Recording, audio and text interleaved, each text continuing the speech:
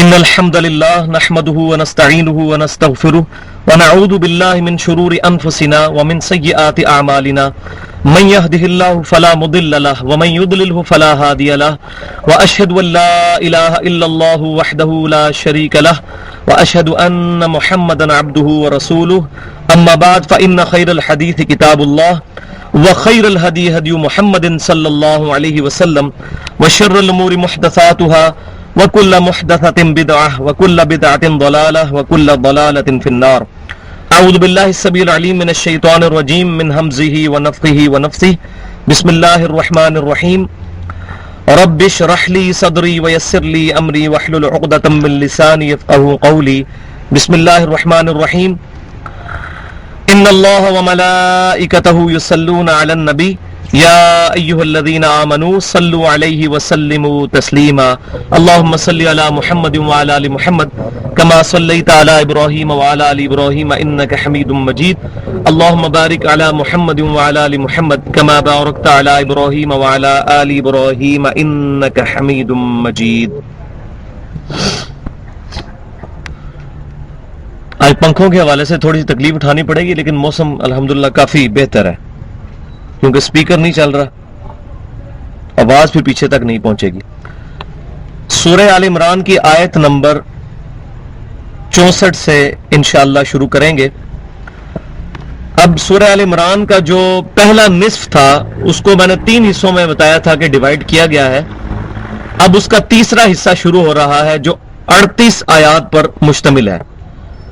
ان 38 آیات کے اندر اللہ تعالیٰ نے اہل کتاب کو، یہود و نصارہ کو دعوت پیش کی ہے، کرسچنز کو اور جیوز کو دعوت پیش کی ہے. اور یہ آج کے مسلمانوں کے لیے یہ 38 آیات اس اعتبار سے اہم ہے کہ آج ایک مسلمان دائی کو کس طرح دعوت پیش کرنی ہے، کسی کرسچن کو یا کسی جیو کو. اور یہ جو آیت ہے سورہ آل عمران کی آیت نمبر 64 جس سے شروع کریں گے انشاءاللہ، یہ دعوت کے اعتبار سے سمجھیں کہ چابی کا رول ہے اس آیت کا. کسی بھی غیر مسلم کو دعوت دینے کے لیے بنیادی آیت یہ ہے. بسم اللہ الرحمن الرحیم. قل یا اہل الکتاب، اے محبوب صلی اللہ علیہ وسلم آپ فرما دیجئے کہ اے اہل کتاب یعنی یہود و نصارہ، تعالوا الی کلمۃ سواء بیننا و بینکم، آؤ ہم اس بات کی طرف اکٹھے ہو جاتے ہیں جو تم میں اور ہم میں ایک ہے، جو ہماری کامن ٹرمز ہیں ان پہ ہم ایک ہو جائیں. وہ کیا ہے؟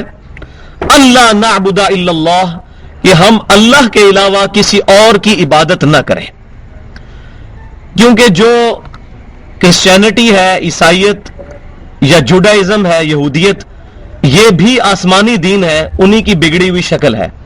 اور اللہ تبارک و تعالیٰ نے انبیاء کرام علیہ السلام کے ذریعے ہی یہ تعلیمات دنیا میں اتاری، تورات، زبور، انجیل اور باقی چیزیں. تمام الہامی کتابوں کی دعوت کی خلاصہ جو ہے وہ یہی آیت ہے، ایک چیز بنیادی، اور وہ یہ ہے کہ مت پوجو سوائے اللہ کے کسی اور کو. ولا نشرک بہ شیئا ولا یتخذ بعضنا بعضا اربابا من دون اللہ، اور مت شریک ٹھہراؤ کسی بھی اور کو اللہ کے ساتھ. ولا یتخذ بعضنا بعضا اربابا من دون اللہ، اور ہم میں سے بعض کو اللہ کو چھوڑ کر اپنا رب نہ مان لیں. یعنی انسانوں کو مت پوجو، ایک دوسرے کی عبادت کی بجائے اللہ کی عبادت کرو. اور بٹوین دا ورڈز اس میں ان کو یہ چیز ایڈریس کی گئی ہے کہ یہود و نصارہ کے اندر بہت بڑی خرابی یہ موجود تھی کہ انہوں نے اپنے انبیاء کرام کے بارے میں ڈیوینٹی کلیم کر دی تھی. کرسچنز کہتے تھے، یہ آگے جا کے مضمون کھلے گا سورۃ المائدہ کے اندر، کہ عیسیٰ بن مریم اللہ کے بیٹے ہیں، یا وہ اللہ ہی نے روپ دھار لیا ہے عیسیٰ بن مریم کا علیہ السلام، نعوذ باللہ. اور عزیر علیہ السلام کے بارے میں جیوز یہ کہتے تھے کہ یہ اللہ کے بیٹے ہیں. تو اللہ تبارک و تعالیٰ نے فرمایا کہ آپس میں ہم ایک دوسرے کو خدا نہ مان لیں، بلکہ اللہ اس کو مانے، الہ اس کو مانے کہ جو انبیاء کرام علیہ السلام کا بھی الہ ہے. اب اس آیت کو غور سے پڑھیں. قل یا اہل الکتاب، اے یہود و نصارہ، تعالوا آ جاؤ الا کلمۃ سواء بیننا و بینکم، اس ایک کلمے کی طرف، اس ایک جملے کی طرف جو تم میں اور ہم میں کامن ہے، یکساں ہے، اللہ نعبد الا اللہ، کہ مت پوجے ہم کسی کو بھی سوائے اللہ کے، ولا نشرک بہ شیئا، اور اس کے ساتھ کسی بھی چیز کو شریک نہ ٹھہرائے، ولا یتخذ بعضنا بعضا اربابا من دون اللہ، اور مت پکڑ لیں ہم میں سے بعض لوگوں میں سے ہی ایک دوسرے کو اپنا رب اللہ کو چھوڑ کر۔ تو تمام انبیاء کرام کی دعوت کا خلاصہ یہی توحید ہے، اور 10 کمانڈمنٹس جو ہماری چھپ چکی ہیں، تورات، زبور، انجیل اور قرآن پاک کی دعوت کا خلاصہ جو سورہ بنی اسرائیل میں آیت نمبر 23 سے لے کر 39 تک 17 آیات میں 10 کمانڈمنٹس ہیں، جن کو یہود و نصارہ، جیوز اور کرسچنز 10 کمانڈمنٹس کہتے ہیں۔ ہم ان کو 10 قرآنی احکام کے نام سے ہم نے ان کو چھاپا ہے۔ اس میں بھی پہلی جو کمانڈ ہے وہ یہی ہے، وَقَضَىٰ رَبُّكَ أَلَّا تَعْبُدُوا إِلَّا إِيَّاهُ، تمہارے رب نے یہ بات طے کر دی ہے تمہارے لیے کہ مت پوجنا کسی اور کو مگر صرف اسی کو۔ اور عبادت میں 2 مین چیزیں ہیں جن کی وجہ سے انسان شرک کے اندر مبتلا ہو جاتا ہے اگر ان 2 چیزوں کا خیال نہ رکھے۔ پہلی چیز کیا ہے؟ ایاک نعبد، اے اللہ ہم صرف تیری عبادت کرتے ہیں، اور اسی آیت میں ساتھ ہی ہے وَإِيَّاكَ نَسْتَعِينُ، اور صرف تجھی سے مدد مانگتے ہیں، غائب میں مدد کے لیے صرف تجھی کو پکارتے ہیں۔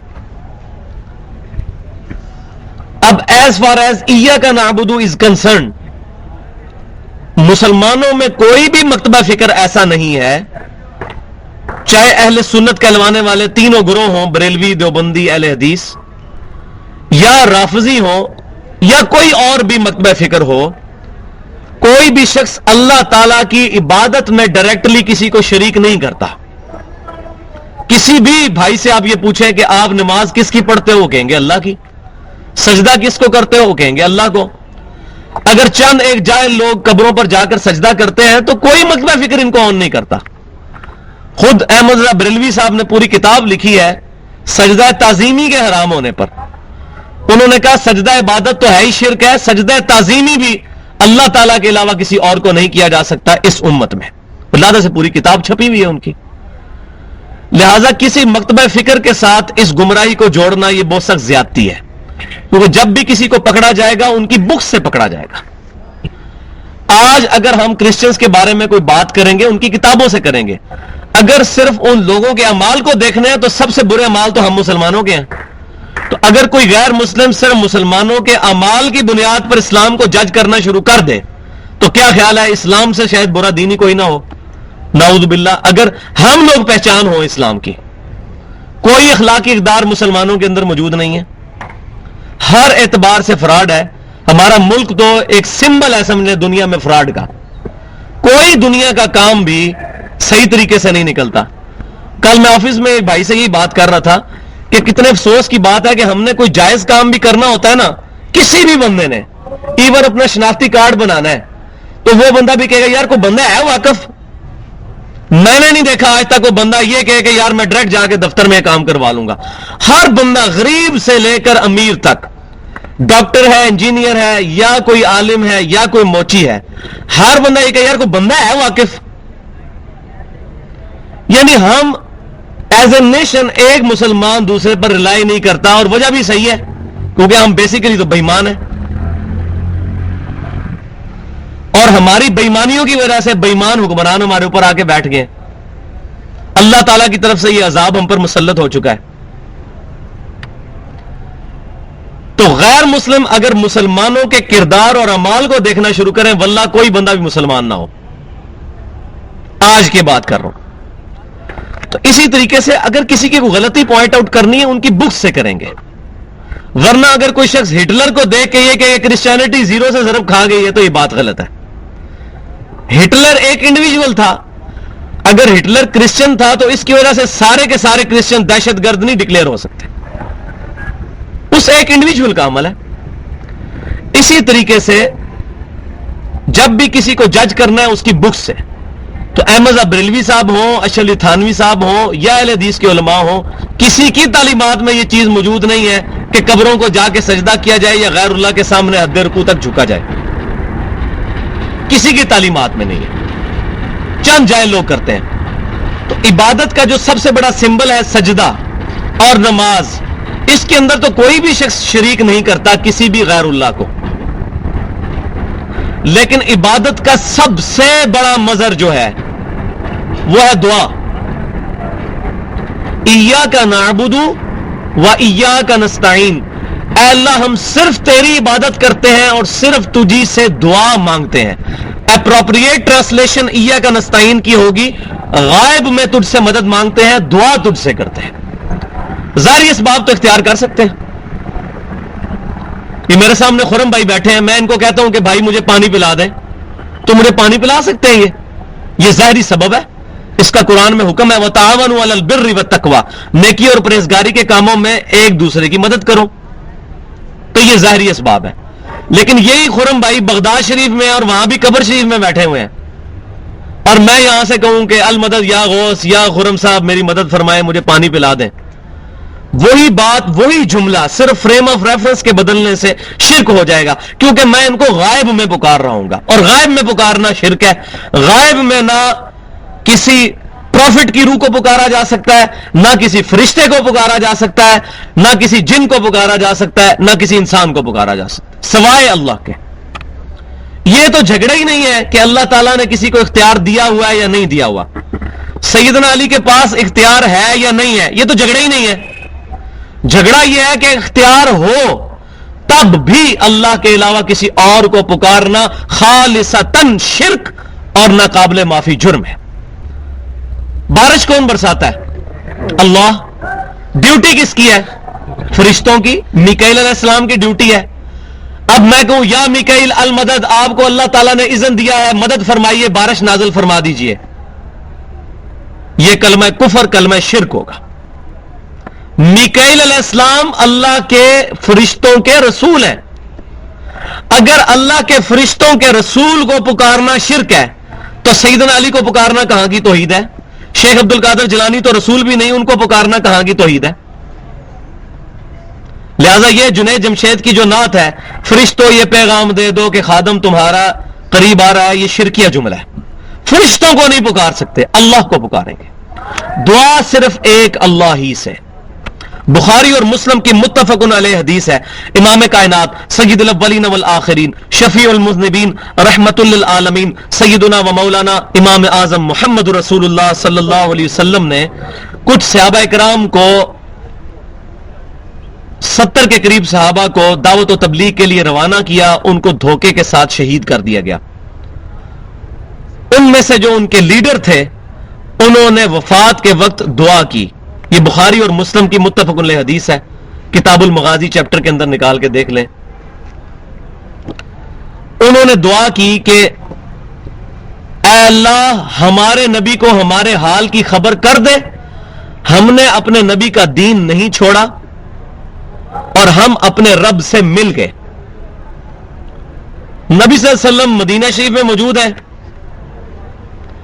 اور کتنے زیادہ کلومیٹر دور وہاں سے صحابہ کرام نے نبی صلی اللہ علیہ وسلم کو نہیں پکارا، کیونکہ ان کو پتا تھا نبی صلی اللہ علیہ وسلم کو غائب میں پکارنا نبی صلی اللہ علیہ وسلم کی شان میں گستاخی ہے، کیونکہ نبی صلی اللہ علیہ وسلم نے منع فرمایا ہے ایاک نعبد و ایاک نستعین.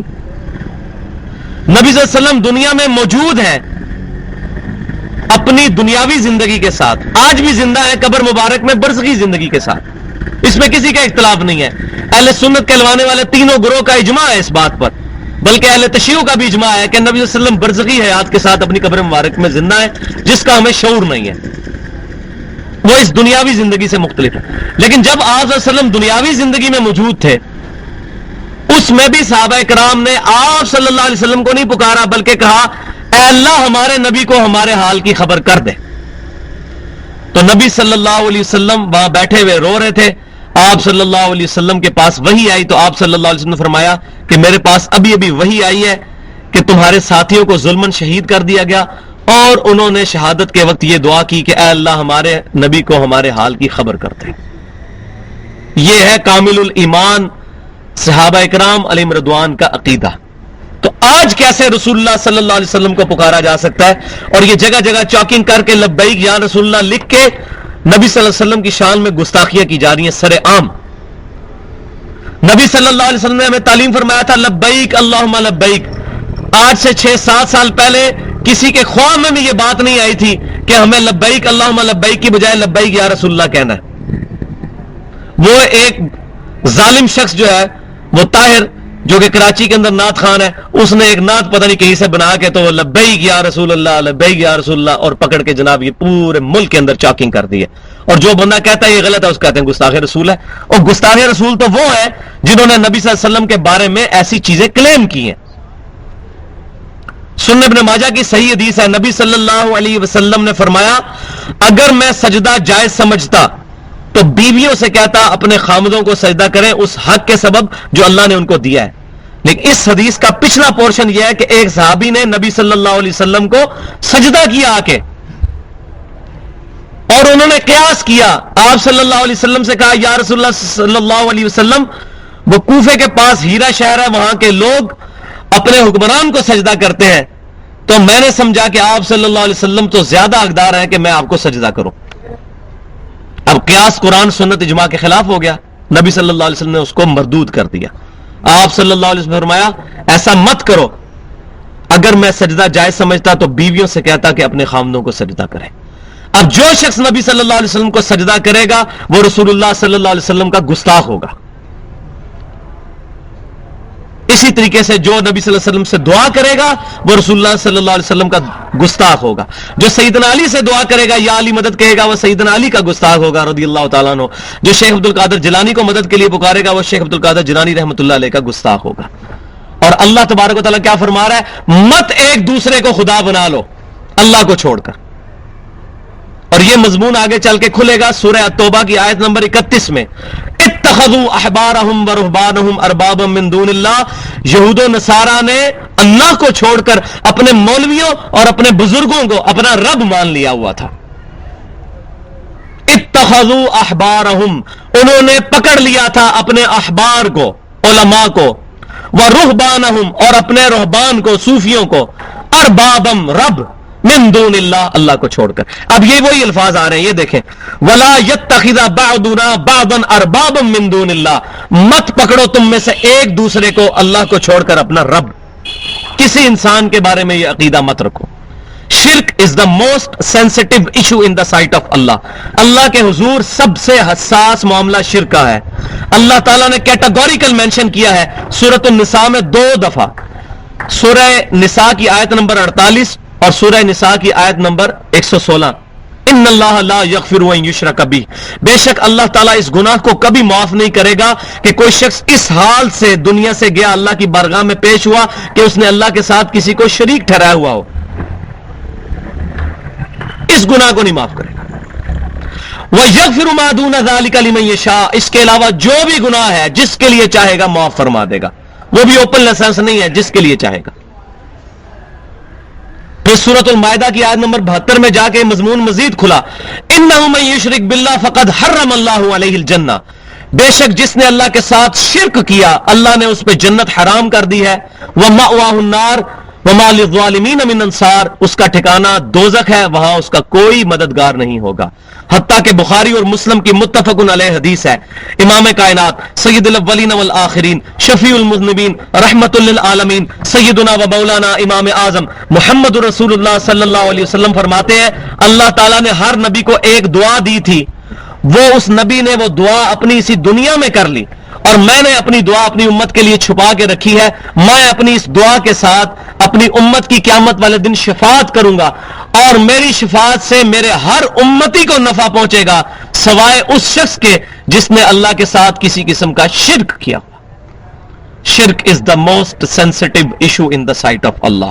اللہ کے حضور سب سے زیادہ حساس معاملہ شرک کا ہے. تو یہ بنیادی دعوت کیا ہے؟ پہلے کتاب آؤ اس ایک کلمے کی طرف جو تم میں اور ہم میں کامن ہے کہ ہم مت پوجیں کسی اور کو سوائے اللہ کے, اور مت ٹھہرا لے آپس میں ایک دوسرے کو اپنا رب اللہ کو چھوڑ کر، اللہ کے ساتھ کسی کو شریک نہ ٹھہرائے. فَإِن تَوَلَّوْا، پس اگر وہ منہ پھیر لیں، فَقُولُوا اشْهَدُوا بِأَنَّا مُسْلِمُونَ، تو اے محبوب صلی اللہ علیہ وسلم آپ اعلان کر دیں کہ گواہ ہو جاؤ کہ ہم نے تو سر تسلیم خم کر دیا ہے اپنے رب کے حضور، ہم مسلمان ہیں، ہم مسلم ہیں، تم نہیں مانتے نہ مانو. تو یہاں اس میں بھی درس موجود ہے. ہمارے پاس بعض کا لوگ آ جاتے ہیں کہ جی جناب یہ ہمارے حضرت صاحب ہیں، یہ ہمارے مولوی صاحب ہیں، پہلے آپ ان کو منوائیں. بھائی مولوی کو منوانا ہمارا کام نہیں ہے. مولوی کی لگی ہوئی ہے روٹی، جس کی روٹی جڑی ہوئی ہے دین کے ساتھ، اس کو آپ کیسے منوا سکتے ہیں کہ تو جس پلیٹ فارم سے بات کر رہا ہے ان کا عقیدہ ہی غلط ہے، اس کو مسجد کی کمیٹی ٹھوڈا مار کے باہر پھینک دے گی. تو مولوی کو بنوانا ہمارا کام نہیں ہے، ہمارا کام صرف دعوت دینا ہے. یہ دعوت دے دی بس، دیٹس آل. تو نبی صلی اللہ علیہ وسلم کو کہا جا رہا ہے کہ اگر یہ بات نہیں مانتے ہیں تو چھوڑ دیں ان کو ان کے حال کے اوپر. آپ یہ اعلان کر دیں کہ گواہ ہو جاؤ تم کہ ہم مسلمان ہیں، ہم سر تسلیم خم کرتے ہیں اپنے رب کے حضور، ہم شرک نہیں کرتے. اب دیکھیں کتنا پیارا انداز ہے. قل یا اہل الکتاب، اے اہل کتاب، اے جیوز اینڈ کرسچن، اہل کتاب جن کو کتاب دی گئی تھی، اولڈ ٹیسٹیمنٹ اور نیو ٹیسٹیمنٹ، تورات اور انجیل اور زبور. پھر بات آگے آ رہی ہے، یا اہل الکتاب، اے اہل کتاب، اے یہود و نصارہ، لما تحاجون فی ابراہیم، کیوں جھگڑتے ہو ابراہیم علیہ السلام کے بارے میں. اب وہ یہ کہتے تھے کہ ابراہیم علیہ السلام کرسچن تھے، جیوز کہتے تھے ابراہیم علیہ السلام جیو تھے، یہودی تھے. تو اللہ تعالیٰ فرماتا ہے کہ تم ابراہیم علیہ السلام کے بارے میں کیوں جھگڑ رہے ہو؟ تمہیں بھی ان کی زمانی ترتیب پتا ہے. موسیٰ علیہ السلام تقریباً 1400 قبل از مسیح ہے، اور موسیٰ علیہ السلام سے بھی تقریباً 1400 سال پہلے ابراہیم علیہ السلام ہے. تو ابراہیم علیہ السلام کیسے جیو ہو سکتے ہیں؟ حضرت عیسیٰ علیہ السلام سے تقریباً 3500 سال پہلے ہیں، 2500 سال پہلے تقریباً ابراہیم علیہ السلام ہے. تو ابراہیم علیہ السلام کیسے کرسچن ہو سکتے ہیں؟ اے اہل کتاب کیوں جھگڑتے ہو ابراہیم کے بارے میں؟ اور وہ مانتے تھے ابراہیم علیہ السلام کو پروفٹ، وہ بھی مانتے، ابراہم کہتے ہیں وہ. آج بھی آپ ان کی اگر لیکچر سنیں، وہ ابراہیم علیہ السلام کو تو سارے مانتے ہیں. وما انزلت التوراۃ والانجیل الا من بعدہ، نہیں نازل ہوئی ہے تورات اور انجیل مگر ابراہیم کے بعد. جب تورات اور انجیل ابراہیم علیہ السلام کے بعد نازل ہو رہی ہے تو یہ بالکل لاجیکل بات ہے کہ ابراہیم علیہ السلام جیوز اور کرسچن نہیں ہو سکتے، کیونکہ تمہاری پوری دعوت ان کتابوں کے اوپر ڈیپینڈنٹ ہے، اور وہ کتابیں ابراہیم علیہ السلام کے بعد آئی ہیں.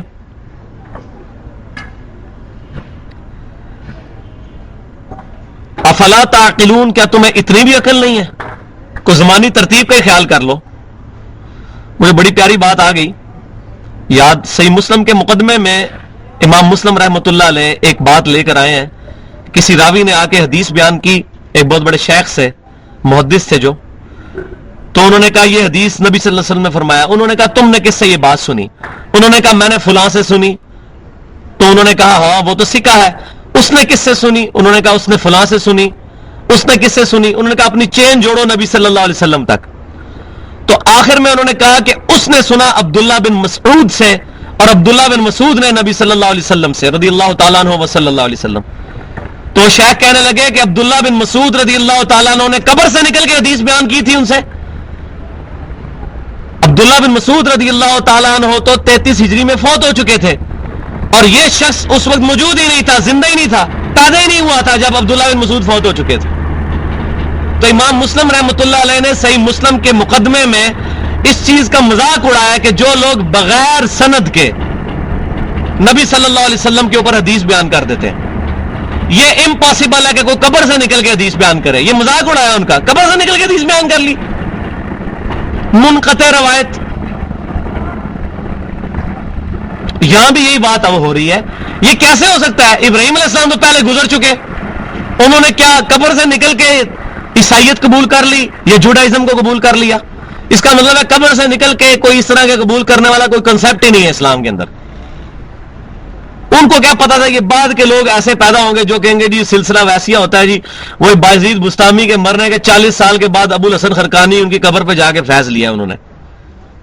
اور بازی بستامی نے امام جعفر صادق رحمۃ اللہ علیہ کی وفات کے 40 سال کے بعد ان کی قبر سے جا کے ان پہ بیعت کر لی ہے. وہ بھائیو ایسے کیسے بیعتیں ہوتی ہے؟ سب جھوٹ فراڈ ہے. اب کر کے دکھایا نا کوئی بیعت. ہم بلاتے ہیں جیو والوں کو بھی، آج نیوز والوں کو بھی، دنیا ٹی وی والوں کو بلاتے ہیں، نکالیں کسی قبر سے مردہ، اس کی بیعت کر کے بتائیں. جتنے بڑے بڑے بزرگ ہیں ان میں سے کسی کو قبر سے نکال کے بتائیں. اب نہیں ہوگا یہ، کیونکہ اب میڈیا کا دور ہے. اب کوئی کسی کے ساتھ فراڈ نہیں کر سکتا. کوئی کسی کے ساتھ 2 نمبری کرے گا، ریکارڈ ہو جائے گی. اب پرانی باتیں آپ جتنی مرضی کرتے رہیں. یہ ہمارے سامنے سلمان پارس کا مزار ہے. اب ادھر جیلم میں آپ کو اکثریت کہے گی جی وہ جناب 92 جو سیلاب آیا سی تو پانی نہیں سی وڑیا. حالانکہ میں خود اس ٹائم درباری سا، مجھے پتا ہے، میں اتنے کوئی مجاور سا اتنے اسی خود جڑا ہے اتنے صفائی کیتی سی. سارے کا سارا کیچڑ بڑا ہوا تھا، قبر ساری ڈوبی ہوئی تھی کیچڑ میں. لیکن اب ہماری بات کس نے سننی ہے؟ خود بالٹیاں ڈال ڈال کے دریا میں وہ پانی کی رسی ڈبو کے تو نکال کے تو ساری وہ دھوئی تھی. اور کتنے تقریباً 6-7 مہینے تک تو 3-4 فٹ تک اس کا کیچڑ کا نشان بھی رہا ہے. لیکن ابھی آپ کسی جلم کے بندے کو کوئی پانی نہیں سی بڑھیا. کیوں؟ 19 سال ہو چکے نے. لیکن میں زندہ ہوں صفائی کرنے والا بندہ کہ ادھر سارا کیچڑ تھا، سب گندگی تھی اندر. لیکن آج اسی بات کو جب 100 سال گزریں گے تو ہماری بات تو کسی کو یاد نہیں ہوگی. لیکن انشاءاللہ شکر ہے یہ ویڈیو میں ریکارڈ ہو رہی ہیں باتیں، تو 100 سال تک یہ ویڈیو رہی تو انشاءاللہ تعالیٰ موجود ہوگا کہ ہم عینی شاہد ہیں اس بات کے کہ یہ جھوٹ ہے سلمان پارس کے بارے میں. تو اب پرانی باتیں جو مرضی کہتے رہو کسی کو کہ یہ ہو گیا تھا تو وہ ہو گیا تھا. تو اللہ تبارک تعالیٰ فرماتا ہے کہ اہل کتاب تم کیوں جھگڑا کرتے ہو، حجت کرتے ہو. یہ دیکھیں عرب، یہ پنجابی میں بھی ہوتا ہے حجتاں کرنا. لما تحاجون فی ابراہیم، کیوں حجت کرتے ہو ابراہیم کے بارے میں؟ وما انزلت التوراۃ والانجیل الا من بعدہ، نہیں نازل ہوئی تھی تورات اور انجیل مگر ان کے بعد. وہ کیسے ہوگے کرسچن یا جیو؟ افلا تعقلون، اتنی بھی عقل نہیں ہے تمہیں؟ ہا انتم ہؤلاء حاججتم فیما لکم بہ علم، سنتے ہو تم اس بات میں تو جھگڑا کرتے ہی تھے جس کے بارے میں تمہیں علم ہے. جن چیزوں کا تمہیں آلریڈی کو 2-4 باتیں پتا تھیں ان کے بارے میں تم ہمارے نبی صلی اللہ علیہ وسلم سے جھگڑا کرتے تھے. وہ تو چلو پھر بھی کسی حد تک جسٹیفائی تھا. فَلِمَا تُحَاجُّونَ فِيمَا لَيْسَ لَكُمْ بِهِ علم، اب تم ان باتوں میں کیوں جھگڑا کر رہے ہو جن کے بارے میں تمہارے پاس علمی بنیاد ہی کوئی نہیں ہے. اس بنیاد نہ ہونے کے باوجود تم اس بارے میں ہمارے نبی صلی اللہ علیہ وسلم سے کیوں جھگڑا کر رہے ہو؟ تمہارے پاس کوئی دلیل ہی موجود نہیں ہے. جن چیزوں کی 2-4 باتیں تمہیں پتا تھی ان میں تو تم جھگڑا کرتے تھے. جس کا الف بے ہی نہیں تمہیں پتا اس کے بارے میں تم کیوں جھگڑا کرتے ہو؟ واللہ یعلم وانتم لا تعلمون، اللہ تعالی جانتا ہے اور تم نہیں جانتے. ماں کا اور کیا نہیں جانتے؟ ماں کانا ابراہیم یہودی ولا نصرانیہ، ابراہیم علیہ السلام نہ تو یہودی تھے نہ نصرانی نہ ہی عیسائی تھے. ولیکن کان حنیفا مسلما، بلکہ وہ تو سب سے ٹوٹ کر ایک اللہ کے ہو گئے تھے. حنیفہ کہتے ہیں جو سب سے ٹوٹ کر ایک اللہ کا ہو جائے. مسلمہ، فرما بردار مسلمان تھے. وما کان من المشرکین، اور وہ مشرکوں میں سے نہیں تھے. کیونکہ تینوں گروہ یہ دعویٰ کرتے تھے کہ ہم ابراہیم علیہ السلام کے ساتھ نسبت رکھتے ہیں. یہودی کہتے تھے ہم ابراہیمی ہیں کیونکہ یہودا بیٹا تھا سیدنا یعقوب علیہ السلام کا، جن کا لقب تھا اسرائیل، بنی اسرائیل انہی سے چلے. اور سیدنا یعقوب بیٹے تھے اسحاق کے، اسحاق بیٹے تھے ابراہیم کے علیہم السلام. تو وہ کہتے تھے ہم ابراہیمی ہیں، جوز یہ کہتے تھے. اور کرسچنز کہتے تھے ہم ابراہیمی ہیں کیونکہ عیسیٰ بن مریم بھی جو ہے وہ جوز میں پیدا ہوئے، وہ بھی یہودا کی اولاد میں سے تھے، بنی اسرائیل میں سے تھے. اور مشرکین مکہ یہ کہتے تھے ہم ابراہیم کے دین پہ تو نہیں لیکن ابراہیم کی اولاد تو ہے، کیونکہ انجیل میں بھی یہ، تورات میں بھی یہ بات موجود ہے کہ ابراہیم علیہ السلام کی ایک بیوی جو تھی ہاجرہ، ان کو ابراہیم علیہ السلام چھوڑ گئے تھے اس مکے کی سرزمین کے اندر، اور ان سے سیدنا اسماعیل پیدا ہوئے تھے جن کے قدموں کی برکت سے آب زمزم جاری ہوا تھا.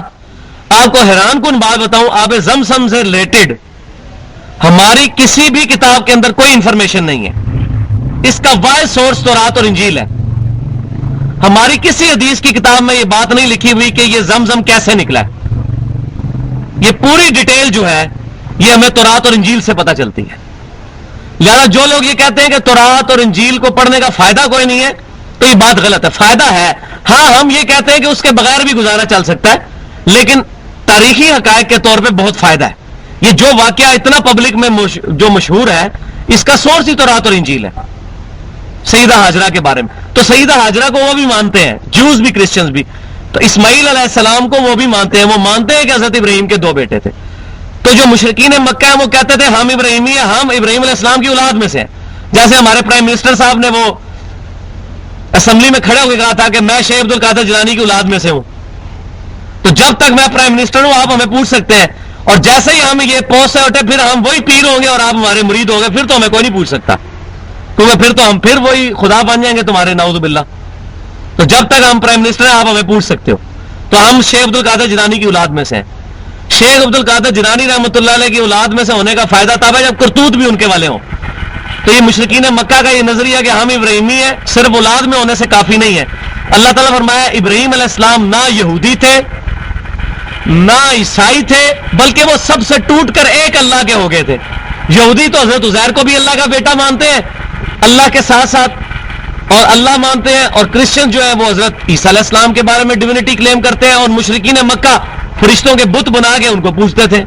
پیچھے نہ دیکھیں جناب، کوئی بم نہیں پھٹنے لگا، میری طرف متوجہ رہیں آپ. آواز نہیں آ رہی؟ آگے آ جائیں، بڑی جگہ آگے آ جائیں. یہ دیکھیں نا بھائی کتنے کھلے ہو کے بیٹھے ہوئے، بہت جگہ. آگے آئیں، اگلی دفعہ انشاءاللہ سپیکر چل جائے گا تو پھر آپ بیٹھے کھلے ہو کے بیٹھے، آگے ہو کے بیٹھے، آگے ہو کے بیٹھے.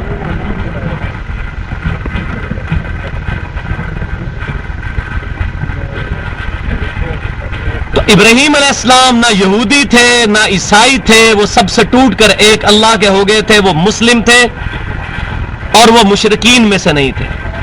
تو اگر ابراہیم علیہ السلام مسلمان تھے، مسلم تھے، آج ہمیں بھی اپنے آپ کو مسلمان کہنے پہ فخر محسوس کرنا چاہیے. اپنے آپ کو بجائے جو بندی، بریلوی، اہل حدیث، شیعہ، ان اس طرح سیکٹس میں بانٹنے کے مسلمان کہلانے میں فخر محسوس کرنا چاہیے. اور یہ مضمون آگے چل کے سورہ حج میں کھلے گا. ہوا سماکم المسلمین من قبل وفی ھذا، ابراہیم علیہ السلام نے تمہاری پیدائش سے بہت پہلے تمہارا نام مسلمان رکھ دیا تھا، اور اس کتاب میں اللہ نے تمہارا نام مسلمان مسلم رکھا ہے. ہمیں مسجدوں میں یہ نام لکھ کے امت کو توڑنا نہیں چاہیے. ابراہیم علیہ السلام کا دین یہ نہیں تھا، اور ہمارا دین ابراہیم علیہ السلام کا دین ہے. وہ آگے آ رہا ہے. اسلام امام کائنات صلی اللہ علیہ وسلم کی ساری دعوت دین ابراہیمی کی دعوت ہے. اب وہ بات آگے آ رہی ہے. ان اول الناس بابراہیم للذین اتبعوہ وہذا النبی والذین آمنوا، بے شک نزدیک ترین لوگ ابراہیم علیہ السلام سے، سب سے قریبی ابراہیم علیہ السلام کے وہ لوگ ہیں جو پیروی کرتے ہیں اس نبی کی صلی اللہ علیہ وسلم. والذین آمنوا، اور جو ان پر ایمان لائے. یعنی اللہ تعالیٰ فرما رہا ہے کہ نبی صلی اللہ علیہ وسلم اور صحابہ کرام علیہم رضوان یہ ابراہیم علیہ السلام کے دین پر ہیں. ان اول الناس، ان اول الناس، سورہ میں نے غلط پڑھا ہے، سوری، اول الناس، اولا کہتے ہیں قریب کے، قریب ترین. النبی اولا بالمؤمنین من انفسہم، یہ سورہ احزاب میں آتا ہے. نبی صلی اللہ علیہ وسلم لوگوں کی جانوں سے بھی زیادہ ان پر حقدار ہے. ان اول الناس بابراہیم، بے شک لوگوں میں سے ابراہیم علیہ السلام کے قریب ترین کون لوگ ہیں؟ للذین اتبعوہ، جو کہ پیروی کرتے ہیں ابراہیم علیہ السلام کی. اور وہ کیا پیروی ہے؟ وہذا النبی، کہ وہ اس نبی صلی اللہ علیہ وسلم کی پیروی کرتے ہیں. والذین آمنوا، اور جو ان کے ساتھ ایمان لے کر آئے وہ ابراہیمی ہے. جو ابراہیم علیہ السلام کی پیروی کرے گا، نبی صلی اللہ علیہ وسلم کی پیروی کرے گا، صحابہ کرام علیہ رضوان کی طرح ایمان لائے گا، وہ ابراہیمی ہوگا. واللہ ولی المؤمنین، اللہ تعالیٰ مومنین کا پشت پناہ ہے، مددگار ہے اور دوست ہے. دوست کے معنوں میں بھی ولی کا لفظ استعمال ہوتا ہے. یعنی اصل جو ابراہیمی ہے وہ امت محمدیہ صلی اللہ علیہ وسلم ہے. وَدَّتْ طَائِفَةٌ مِّنْ أَهْلِ الْكِتَابِ لَوْ يُضِلُّونَكُمْ، اور اہل کتاب کا ایک گروہ اس بات پر تلا ہوا ہے، اس چیز کی شدید ترین خواہش رکھتا ہے کہ کسی طریقے سے تمہیں گمراہ کر دے. وَمَا يُضِلُّونَ إِلَّا أَنفُسَهُمْ، اور وہ گمراہ نہیں کریں گے مگر اپنے آپ کو. وما یشعرون، اور انہیں اس بات کا شعور بھی نہیں ہے. کیا کرنا چاہتے تھے وہ؟ مسلمانوں کو کہتے تھے تم یہودی اور عیسائی ہو جاؤ، ہم یہ دین قبول نہیں کریں گے. حالانکہ ان کو یہ بات پتا تھی کہ یہ دین وہی ہے جس کی دعوت اولڈ ٹیسٹیمنٹ اور نیو ٹیسٹیمنٹ کے اندر موجود ہے. تو اللہ تعالیٰ فرما رہا ہے تمہیں کیا گمراہ کریں گے، یہ خود گمراہ ہو رہے ہیں کیونکہ تمہیں غلط طرف یہ بلا رہے ہیں. وہ کہتے تھے تم اپنے آباء و اجداد کے دین کو چھوڑ کے اس شخص کا دین کیوں قبول کرتے ہو؟ کتنے جوز تھے کرسچن سے مسلمان ہو گئے تھے. جس طرح آج بھی ہمیں لوگ کہتے ہیں اتنے بڑے بڑے بزرگ پاگل ہیں، اشرف علی تھانوی صاحب پاگل تھے، احمد صاحب بریلوی صاحب پاگل تھے، فلانا پاگل تھا، فلانا پاگل تھا، تم کس طرف چل پڑے ہو؟ تو یہ ہمیں نہیں گمراہ کرتے، اپنے آپ کو گمراہ کرتے ہیں. ہم اس چیز کے پابند ہیں جو اللہ اور اس کے محبوب صلی اللہ علیہ وسلم کی تعلیمات قرآن سنت اجماع کے اندر موجود ہے.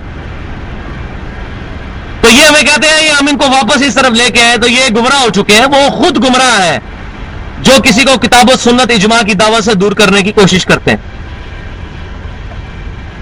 وما یشعرون، اور انہیں شعور تک نہیں ہے. وہ اپنی طرح سے سمجھ رہے ہیں ہم بڑی خدمت کر رہے ہیں دین کی.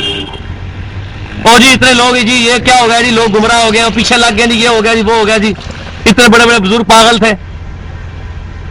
تو ہم تو ان کو پاگل نہیں کہنا چاہتے. اگر آپ واقعی سمجھتے ہو پاگل تھے تو آپ ڈکلیئر کرو کہ لا الہ الا اللہ اشرف علی تھانوی رسول اللہ کو صحیح کہنے والا پاگل ہی ہو سکتا ہے. تو یہ کافر ہوگا، پاگل ہوگا تو پھر بھی بچت ہو جائے گی، اس بیچارے کو پتہ نہیں تھا. لا الہ الا اللہ چشتی رسول اللہ کہنے والا یا پاگل ہوگا یا وہ جان بوجھ کے کہہ رہا ہوگا. یہ ساری چیزیں موجود ہیں، ہمارے ریسرچ پیپر چھپ چکے ہیں اس پہ. یا اہل الکتاب، اے اہل کتاب یہود و نصارہ، لم تکفرون بآیات اللہ، تم کیوں اللہ کی آیتوں سے کفر کرتے ہو؟ وانتم تشہدون، حالانکہ تم اس بات کے گواہ ہو کہ یہ دین حق ہے. آج بھی تورات میں اولڈ ٹیسٹیمنٹ کھول کے دیکھیں، چیپٹر نمبر 18 ہے کتاب الاستثناء ڈیوٹرانومی کا، اس کے اندر آیت نمبر 18 ہے.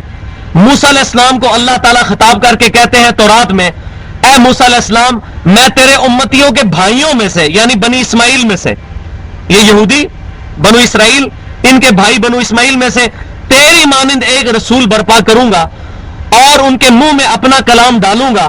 وہ اپنی خواہش نفس سے کچھ نہیں کہیں گے، وہ وہی کہیں گے جو میں ان کو وہی کروں گا، اور جو ان پر ایمان نہیں لائے گا میں ان سے بدلہ لوں گا. یہ آج بھی موجود ہے تورات کے اندر، نبی صلی اللہ علیہ وسلم کی واضح پریڈکشن موجود ہے.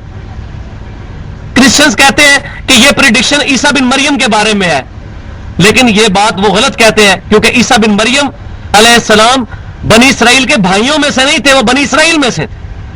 خود تورات اور انجیل میں یہ بات موجود ہے.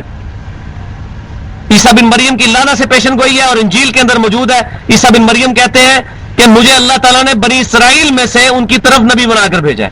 یہی بات قرآن میں موجود ہے. عیسیٰ بن مریم بنو اسماعیل میں سے نہیں تھے، لہذا وہ موسیٰ علیہ السلام کی مانند نہیں ہے. اور یہ بھی قرآن میں آیت موجود ہے، وما ينطق عن الهوى ان هو الا وحی یوحى، نبی صلی اللہ علیہ وسلم اپنی خواہش نفس سے کچھ نہیں کہتے، وہ وہی کہتے ہیں جو ان کو اللہ تعالیٰ وہی کرتا ہے. یہی بات تورات میں موجود ہے، میں اس کے منہ میں اپنا کلام ڈالوں گا، وہ اپنی خواہش نفس سے کچھ نہیں کہیں گے، وہ وہی کہیں گے جو میں ان کو وہی کروں گا.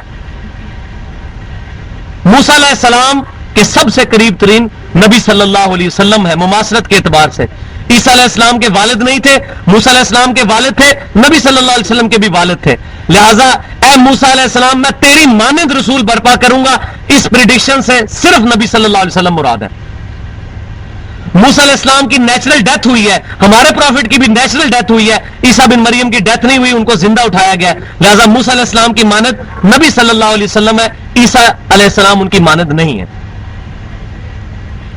موسیٰ علیہ السلام کی زندگی میں لاکھوں لوگ ان پر ایمان لے کر آئے، نبی صلی اللہ علیہ وسلم کی زندگی میں بھی لاکھوں لوگ آپ صلی اللہ علیہ وسلم پر ایمان لے کر آئے، آپ صاحب امت نبی تھے، لیکن عیسیٰ بن مریم کے اوپر صرف 12 حواری ایمان لے کر آئے. ان کی دنیا میں حکومت بھی قائم نہیں ہو سکی. لہذا موسیٰ علیہ السلام کی مانند نبی صلی اللہ علیہ وسلم ہے. موسیٰ علیہ السلام صاحب شریعت تھے، عیسیٰ بن مریم علیہ السلام کو نئی شریعت نہیں لے کے آئے تھے، وہ موسیٰ علیہ السلام کی ہی شریعت میں مجدد کی حیثیت سے نبی بن کر آئے تھے، رسول بن کر آئے تھے، جبکہ نبی صلی اللہ علیہ وسلم نئی شریعت لے کر آئے تھے. اس لیے نبی صلی اللہ علیہ وسلم اور موسیٰ علیہ السلام میں سملیرٹی ہے. یہ اتنی بڑی بڑی میں نے سملیرٹیز آپ کو بتائی ہیں. اور گاسپل آف جان، 4 انجیلیں ہیں جو اکٹھی چھپی ہوئی ہیں، 4 انجیلوں پر ایمان ہے. Gospel of John, gospel of Luke, Mark's اور میتھیو. گاسپل آف جان یوحنا کی انجیل، اس میں چیپٹر نمبر 14 جو ہے، باب نمبر 14، وہ ہے ہی نبی صلی اللہ علیہ وسلم کی پریڈکشن کے بارے میں ہے.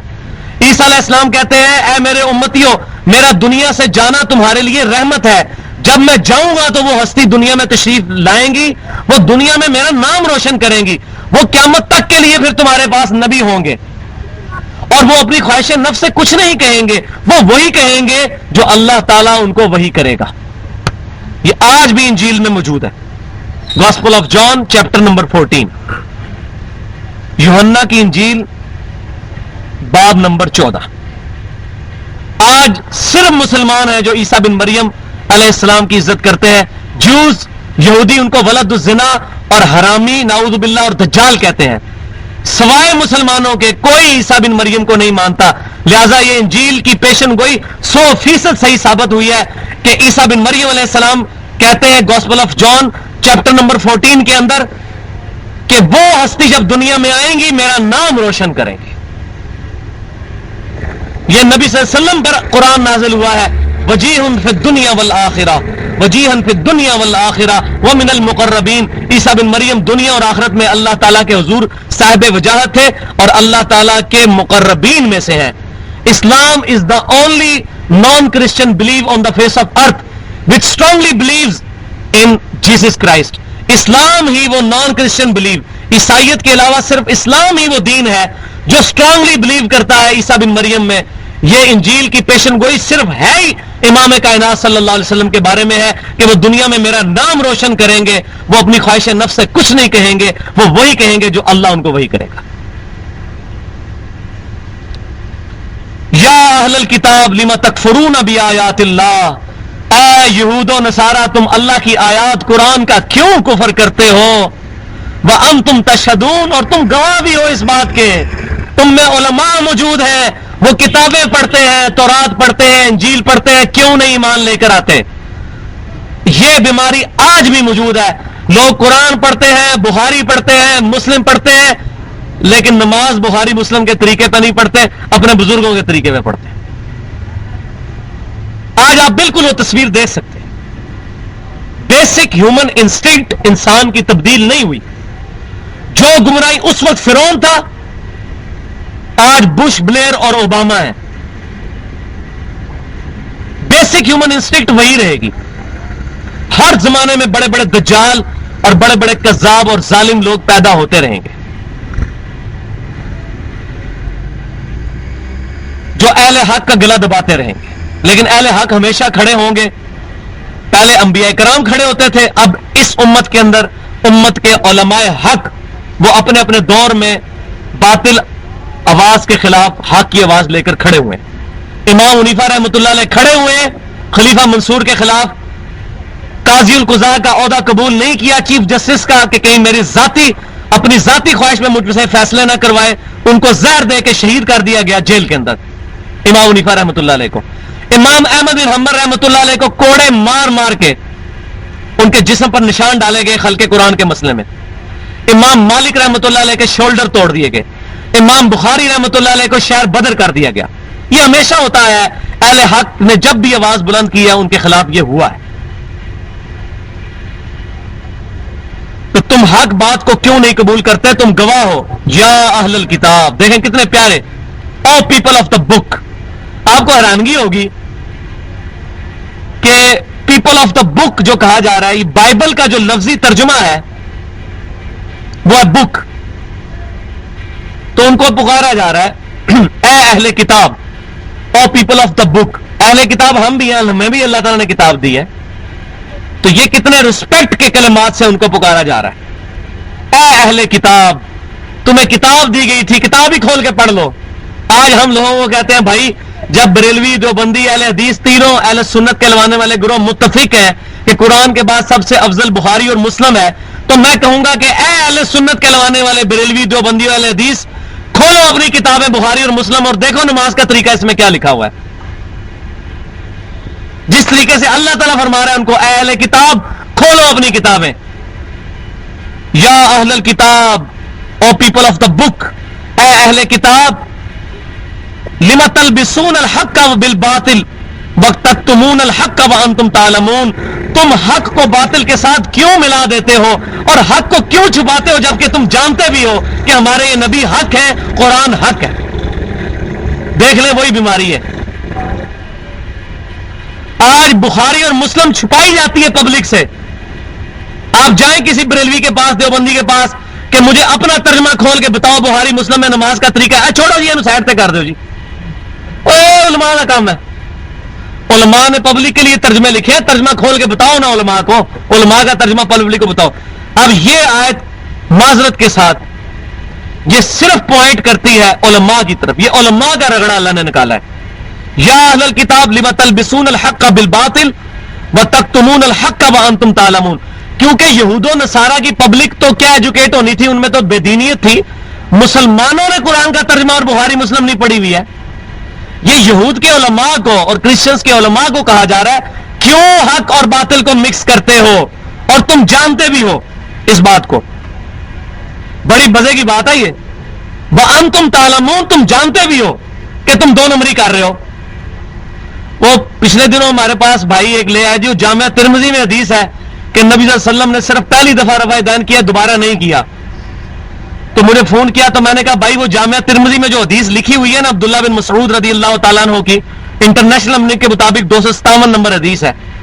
اس حدیث کی 2 لائنیں اوپر پڑھو کہ عبداللہ بن مبارک امام حنیفہ رحمۃ اللہ علیہ کے شاگرد کہتے ہیں کہ جو شخص نماز میں رکوع میں جاتے وقت اور رکوع سے اٹھتے وقت رفع الیدین کرتا ہے، اس کی حدیث عبداللہ بن عمر والی ثابت ہے، اور عبداللہ بن مسعود رضی اللہ تعالیٰ عنہ والی حدیث ثابت ہی نہیں ہے. یہ اسی ترمذی میں لکھا ہوا ہے. تو اس نے اپنے مولوی کو کہا یہ اوپر پڑھو، اس نے اوپر ہاتھ رکھ لیا. واللہ جو بند عالم نے اوپر ہاتھ رکھ لیا، میں نے تجھے نہیں پڑھنے دینا اوپر سے. اس نے کہا ہاتھ اٹھاؤ، اس نے کہا میں نے نہیں رکھنا. تو مجھے تو وہی منظر یاد آ گیا کہ جب تورات کھول کے نبی صلی اللہ علیہ وسلم کی پیشن گوئیاں پڑھی جاتی تھی، جہاں نبی صلی اللہ علیہ وسلم کی پروفیسی آتی تھی آپ کے بارے میں، یہودی علماء ہاتھ رکھ لیتے تھے اوپر. یہ یہود سے کوئی مختلف نہیں. اور بخاری اور مسلم کی متفق علیہ حدیث ہے، تم بھی وہی کام کرو گے جو پہلے لوگوں نے کیے، حتیٰ کہ اگلے لوگوں میں سے کوئی شخص گوہ کے سوراخ میں داخل ہوا، میری امت بھی وہی کام کرے گی جو پہلے لوگوں نے کیے. پوچھا کہ یا رسول اللہ صلی اللہ علیہ وسلم یہ پہلے لوگوں سے مراد کیا یہودی اور عیسائی ہیں؟ آپ نے فرمایا وہ نہیں تو اور کون ہے؟ سیم یہود و نصارہ کی بیماریاں اس امت میں پیدا ہونے کی پریڈکشن صحیح بخاری اور صحیح مسلم میں نبی صلی اللہ علیہ وسلم نے فرما دی. وہ نبی صلی اللہ علیہ وسلم کی پریڈکشن چھپاتے تھے، یہ حضور کی حدیثیں چھپاتے ہیں، ظلم کرتے ہیں. اس آیت کو غور سے پڑھیں، یہ آج کے اعتبار سے بہت. یا اہل الکتاب، اے اہل کتاب، لم تلبسون الحق بالباطل، کیوں ملا دیتے ہو، کیوں مکسچر بنا دیتے ہو حق اور باطل کا. عام آدمی مسئلہ پوچھنے جائے، او جی اینج بھی ثابت ہے تو اینج بھی ثابت ہے تو اونج بھی ثابت ہے. کتنے ثابت ہے؟ امام مالک پہ جھوٹ باندھا ہوا ہے کہ امام مالک ہاتھ چھوڑ کے نماز پڑھتے تھے. الموتا امام مالک میں امام مالک نے پورا چیپٹر بنایا ہے کہ تمام نبیوں کی سنت ہے کہ دایاں ہاتھ بائیں زرہ پہ رکھا جائے. امام مالک پوری فقہ مالکی اس کے اوپر کھڑی ہوئی ہے، ہاتھ چھوڑ کے نماز. امام مالک کی اپنی کتاب میں یہ لکھا ہوا ہے. اس سے بڑا بلنڈر کیا ہوگا؟ اور میں یہ دعوے سے کہتا ہوں کہ آج اگر امام حنیفہ رحمۃ اللہ علیہ کی بھی کتاب ہمارے پاس کوئی موجود ہوتی تو یہ مسئلے کافی حد تک سیٹل ہو چکے ہوتے. ان کے شاگرد کا قول تو میں نے بتا دیا جامعہ ترمذی سے، عبداللہ بن مبارک کا. عبداللہ بن مسعود والی حدیث کے اوپر موجود ہے، جو رفع الیدین کرتا ہے رکوع میں جاتے وقت اور رکوع سے اٹھتے وقت، اس کی حدیث ثابت ہے. اور ابن مسعود کی حدیث ثابت نہیں ہے کہ نبی صلی اللہ علیہ وسلم نے صرف ایک دفعہ رفع الیدین کیا. انصاف کیا امام ترمذی نے یہ بات لکھ دی. عبداللہ بن مبارک امام حنیفہ رحمۃ اللہ علیہ کے شاگرد ہیں، 181 ہجری میں فوت ہوئے ہیں اور امام بخاری کے دادا استاد ہیں. تو عبداللہ بن مبارک تک تو ہم نے بات ثابت کر دی. وَتَكْتُمُونَ الْحَقَّ، اور تم چھپاتے ہو حق کو، وَأَنْتُمْ تَعْلَمُونَ، اور مولویوں تمہیں تو پتا ہے. یہ مولویوں سے ڈریس ہے، پبلک کو نہیں پتا. پبلک کو پتہ ہی نہیں ہے، بخاری پبلک نے دیکھی کبھی نہیں ہے. یہ مولوی سے خطاب ہے. وَأَنْتُمْ تَعْلَمُونَ، تم جانتے تو ہو. تو یہ سب سے بڑا جرم یہود و نصارہ کا اس میں ایڈریس کیا گیا. اب بہت امپورٹنٹ مسئلہ آ رہا ہے، قتل مرتد کی سزا. 7-8 منٹ رہ گئے ہیں، اس کو میں کنکلوڈ کر دوں. جب یہود و نصارہ نے یہ دیکھا کہ جو نبی صلی اللہ علیہ وسلم کے ساتھ لگتا ہے وہ ایسا پکا لگتا ہے کہ اس کو جتنی بڑی لالچ دی جائے، دھمکی لگائی جائے، وہ پھر دین اسلام نہیں چھوڑتا. یہ میری طرف متوجہ نے، بڑی امپورٹنٹ بات آ رہی ہے، یہ آج مولوی بھی یہی کام کر رہے ہیں. یہود و نصارہ نے دیکھا جو صحابی ہو جاتا ہے، جو صحابی ہو جاتا ہے پھر وہ واپس نہیں آتا، جو صحابی ہو جاتا ہے پھر واپس نہیں آتا. تو انہوں نے کہا اس کو روکنے کا واحد طریقہ یہ ہے کہ تم جھوٹی موٹی صحابی ہو جاؤ اور 2-4 ہفتے کے بعد یا 2 یا 3 دن کے بعد یا صبح کے وقت صحابی ہو جاؤ اور شام کو کہو کہ نہیں نہیں نہیں نہیں، ہم نے تو دیکھ لیا اس دین میں کوئی ٹریکشن ہی نہیں ہے. تو اس سے کیا ہوگا کہ جو آلریڈی مسلمان ہیں ان کے دلوں میں وسوسے پیدا ہوں گے کہ یار یہ اتنا بڑا عالم چینج ہوا تھا، یہ پھر دوبارہ وہی ہو گیا. اور یہ آج بھی کرتے ہیں، کئی علماء یہ حرکت کرتے ہیں. وہ اناؤنسمنٹ کر دیتے ہیں جی ہم نے اب فلانا فرقہ چھوڑ کے کتاب و سنت کے منہج پہ آ گئے ہیں، اپنے اشتہار 2-4 تقریریں کی، اس کے بعد جناب دوبارہ کہتے ہیں جی ہم آئے تھے لیکن یہ تو ہے ہی فراڈ ہے، میں دوبارہ سے فلاں ہوتا ہوں، میں فلاں ہوتا ہوں. یہ سیم 2 نمبری آج بھی لوگ کرتے ہیں. اس کی سزا اللہ تعالیٰ بتا رہا ہے، کیونکہ اسلامی ریاست میں اگر اس فتنے کو نہیں روکا جائے گا تو اس سے اللہ تبارک و تعالیٰ کے دین کی بدنامی ہوگی. لہذا قتل مرتد کی سزا تورات میں بھی تھی، قرآن میں بھی اس کو باقی رکھا گیا کہ یہ جو لوگ ہیں ان کو قتل کیا جائے گا. اور یہ آگے چل کے مضمون ڈیٹیل کے ساتھ آئے گا، اس کا یہاں پر اشارتاً ذکر موجود ہے. وقالت طائفۃ من اہل الکتاب، اور اہل کتاب کا ایک گروہ کہتا ہے آمنوا بالذی انزل علی الذین آمنوا وجہ النہار، کہ تم ایمان لے آیا کرو صبح کے وقت اس پر جو ان ایمان والوں پر یعنی قرآن نازل ہوا. وَاکْفُرُوا آخِرَهُ، اور دن کے آخر میں انکار کفر کر دیا کرو. لَعَلَّهُمْ يَرْجِعُونَ، شاید کہ یہ بھی پلٹ آئے. وہ ایک بہت بڑا یہودی عالم اگر نبی صلی اللہ علیہ وسلم پر ایمان لاتا ہے پھر پورا دن یوں ہو کے بیٹھا بھی رہتا ہے ککڑ بن کے. اب لوگ دیکھ بھی رہے ہیں، جو سادہ لوگ مسلمان اور صحابہ دیکھ رہے ہیں کہ یار یہ تو بڑی ایمانداری سے پورا اس نے نظر اٹھا کے بھی حضور کی طرف نہیں دیکھا اور بڑی توجہ سے حضور کی باتیں سنتا رہے، اور شام کے وقت وہ کہے کہ جی نہیں نہیں نہیں آپ کی باتوں میں وزن ہی کوئی نہیں، دلیل ہی کوئی نہیں ہے، دلیل ہی کوئی نہیں. تو اب جو سادہ لوگ مسلمان ہیں وہ امپریس ہوتے تھے، یار یہ تو بیچارہ آیا بھی بڑے اخلاص کے ساتھ تھا. تو اللہ تعالیٰ نے اس سازش کو بے نقاب کیا. یہ ایمان قبول کرنے کی نیت سے نہیں آتے، یہ بےایمانی کی نیت سے آتے ہیں. ادھر بھی بعض لوگ آتے ہیں آپ کے سامنے کئی بار وہ باتیں لے گئے، جی انشاءاللہ ہم واپس آئیں گے جناب، انشاءاللہ ہم جواب دیں گے، قبروں سے جائز طریقے سے فیض لینے کا طریقہ بتائیں گے انشاءاللہ. کہ شریف تھانوی صاحب نے لکھا ہے قبر سے 2 آنے روزانہ مل جاتے تھے، انشاءاللہ ہم قرآن حدیث سے جواب دیں گے. انشاءاللہ قاسم نوتوی صاحب مرنے کے 6 سال کے بعد دارالعلوم دیوبند میں قبر سے اٹھ کے زندہ ہو کے آگے مولویوں کی صلح کرا، انشاءاللہ ہم جواب دیں گے. کوئی نہیں واپس آتے، اب باہر جا کے باہر اور یہ وزن ہی کوئی نہیں باتوں میں. اس سے وہی بیماری ہیں. اہل کتاب کا ایک گروہ کہتا ہے صبح کے وقت ہی، اب مجھے اپنے استاد کی بات یاد آ گئی. میرے استاد ڈاکٹر سار صاحب فرمایا کرتے تھے، اللہ تعالیٰ ان کی غلطیاں معاف کرے، جنت الفردوس میں اعلیٰ مقام عطا فرمائے. وہ فرمایا کرتے تھے اسی کانٹیکسٹ کے اندر، کون سی بات ہو رہی تھی یہ والی،